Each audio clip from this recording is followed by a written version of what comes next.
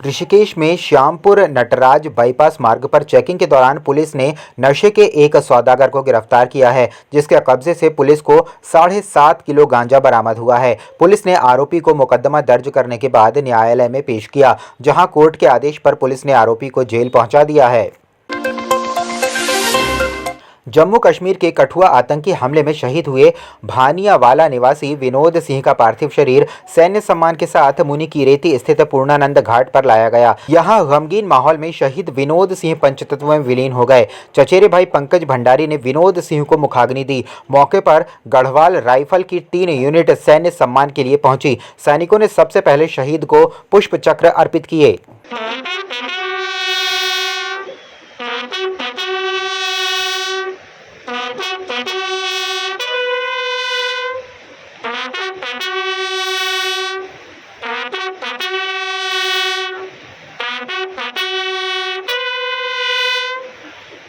5 जवान उत्तराखंड के शहीद हुए और 5 ही जवानों की शहादत हुई और 5 उत्तराखंड के हुए, तो पूरे उत्तराखंड में इसको लेकर गमगीन है। और ये शहादत उत्तराखंड की वीरता का प्रतीक है कि उत्तराखंड में हमेशा उत्तराखंड के लोगों ने देश की रक्षा के लिए अपने प्राणों की आहुति दी।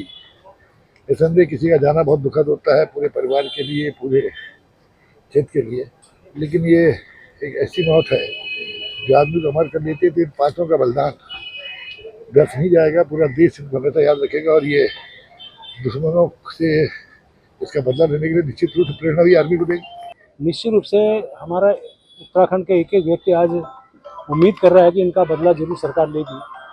और यहाँ चूँकि टिहरी का जिला प्रभारी होने के नाते पूर्णानंद घाट पे विनोद भंडारी जो हमारा टिहरी का रहने वाला था, उसका अंतिम संस्कार में आपने देखा ही है कितनी बड़ी भीड़ यहाँ पे उमड़ी थी। एक व्यक्ति उसको श्रद्धासुमन अर्पित कर रहा था, नमन कर रहा था। मैं भी उस शहीद की शहादत को प्रणाम करता हूँ और उनकी शहादत व्यर्थ नहीं जाएगी, ऐसी मैं उम्मीद कर रहा हूँ। जम्मू कश्मीर के कठुआ में शहीद हुए राइफल मैन आदर्श नेगी का पार्थिव शरीर पहुंचा शहीद के गांव। थाती डागर परिजनों और ग्रामीणों का रो रोकर बुरा हाल। शहीद का पार्थिव शरीर सैन्य सम्मान के साथ पहुंचा शहीद के गांव। अब आप देख सकते हैं शरीर, आप समझ सकते हैं कि किस तरह से आप समझ सकते हैं कि क्षेत्रीय विधायक कल भी यहाँ पे पहुँचे थे और जो आप बहन को देख रही है, बड़ी बहन है। उच्च न्यायालय ने भाजपा के पूर्व प्रदेश महामंत्री संगठन संजय कुमार के विरुद्ध दुराचार व यौन शोषण के मामले में समन जारी करने के साथ ही मुकदमे से संबंधित मुख्य यौन शोषण के मामले में भारतीय जनता पार्टी के पूर्व महामंत्री न्यायिक मजिस्ट्रेट देहरादून की पूरी कार्रवाई रद्द कर दी है। हाईकोर्ट के इस फैसले के बाद आज काशीपुर स्थित उनके निवास पर भाजपा नेताओं का तांता लग गया। उनको मिठाई खिलाकर बधाई दी गई। माननीय उच्च न्यायालय का बहुत उसके प्रति अपना कृतज्ञता व्यक्त करता हूँ, धन्यवाद देता हूँ कि उन्होंने मेरे साथ न्याय किया है और न्याय की जीत हुई है। वैसे तो इस प्रदेश के एक एक कार्यकर्ता को मेरे षड्यंत्र और इन सब चीज़ों के विषय में जानकारी थी, लेकिन फिर भी आज एक अधिकृत रूप से और सबको ये पता लगा है, इसलिए मैं माननीय उच्च न्यायालय का सर्वप्रथम उनका बहुत बहुत धन्यवाद करता हूँ। और आपने जो पूछा है कि आगे भविष्य के लिए, तो मैं संगठन का कार्य करता हूँ। संगठन के द्वारा ही मैं भारतीय जनता पार्टी में कार्य करने के लिए आया था, इसलिए भविष्य में भी संगठन को ही निश्चित करना है कि मुझे क्या करना। मंगलौर उपचुनाव को लेकर प्रशासन के ढुलमुल रवैये को लेकर बसपा उबैदुर्रहमान उर्फ मोंटी और कांग्रेस प्रत्याशी काजी निजामुद्दीन ने साफ नाराजगी जताई। उन्होंने कहा कि आज का दिन लोकतंत्र की हत्या का दिन है। जगह जगह भारतीय जनता पार्टी के लोग खुली गुंडागर्दी पर उतारू हैं और जमकर लोगों का हनन किया जा रहा है। साथ ही जब काजी निजामुद्दीन अपना वोट डालने पहुंचे तो भाजपा नेता पोलिंग बूथ के अंदर देखकर उनसे कारण जानना चाहा तो भाजपा कार्यकर्ता ने उनके साथ गाली गलौज शुरू कर दी। पूरे मामले को लेकर पुलिस प्रशासन पर कई सवालिया निशान खड़े कर दिए। वहीं जॉइंट मजिस्ट्रेट देवेश शशानी ने कहा कि स्थिति को सामान्य कर दिया गया है। आप कैसे करना कैसे घूम रहे हैं? रोक दाब रहे हो, रोक दाब रहे हैं आप भी क्या? देखो ये कैसे रोक दाब रहे हैं। ये है भाजपा के नेता। दबा नहीं रहा हूँ, बता रहा हूँ। जहाँ बीजेपी का के लोग बैठे हैं वो बिल्कुल स्टेशन के बराबर लगे हुए बैठे हैं। और अभी मुझे बताया गया, मैंने अभी चेक नहीं किया, कि स्वामी यतीश्वरानंद जी भी घूम कर गए हैं। क्या मतलब है उनका पोलिंग स्टेशन के आसपास जाने का? क्यों वो चुनाव के दिन आज चुनाव प्रभावित करने के लिए आए हैं आज? तो ये बड़ा टैक्टिकली कर रहे हैं।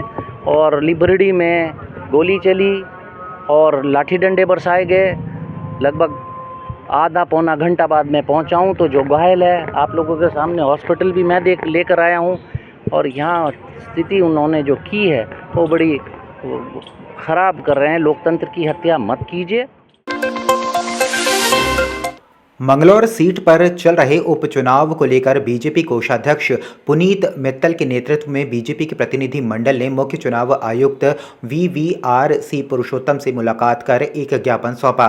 बीजेपी प्रतिनिधि मंडल ने आरोप लगाया कि मंगलौर में कांग्रेस के प्रत्याशी और उनके समर्थकों ने आचार संहिता का उल्लंघन किया है और ये भी कि सोशल मीडिया पर दुष्प्रचार किया जा रहा है। कांग्रेस और बीएसपी के कार्यकर्ता आपस में भिड़ रहे हैं और मारपीट कर रहे हैं। इससे चुनाव प्रभावित हो रहा है। इसलिए चुनाव आयोग को ज्ञापन देकर जांच के साथ कार्रवाई की मांग की है ताकि चुनाव शांतिपूर्ण ढंग से संपन्न हो सके। बड़े योजनाबद्ध तरीके से एक षड्यंत्र के तहत वहां पर झगड़ा हुआ है, मारपीट हुई है, अपराध हुआ है, तो चुनाव को प्रभावित करने का प्रयास किया गया है और समुदाय विशेष के लोगों को पोलराइज करने की कोशिश वहां पर कांग्रेस द्वारा की जा रही है।